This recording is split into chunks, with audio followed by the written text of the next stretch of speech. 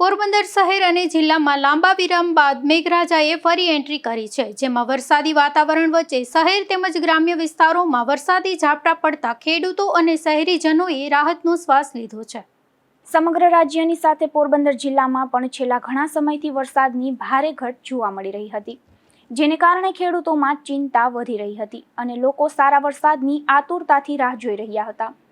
હવામાન વિભાગ દ્વારા 18 જુલાઈથી રાજ્યના અનેક વિસ્તારોમાં વરસાદી માહોલ સર્જાવાની આગાહી કરવામાં આવી હતી। આગાહી મુજબ પોરબંદર શહેર અને જિલ્લાના વિવિધ વિસ્તારોમાં વાદળછાયું વાતાવરણ વચ્ચે વરસાદી ઝાપટા પડ્યા હતા। આજે પણ શહેર તેમજ ગ્રામ્ય પંથકમાં અનેક સ્થળોએ હળવાથી માધ્યમ વરસાદી ઝાપટા વરસ્યા હતા। વરસાદને કારણે વાતાવરણમાં ઠંડક પ્રસરી હતી અને લોકોને ગરમી તથા બફારાથી રાહત મળી હતી।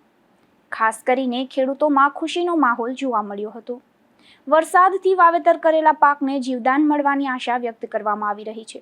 જો આગામી દિવસોમાં પણ સારો વરસાદ ચાલુ રહેશે તો ખેતી માટે લાભદાયી સાબિત થશે તેવી ખેડૂતો આશા વ્યક્ત કરી રહ્યા છે।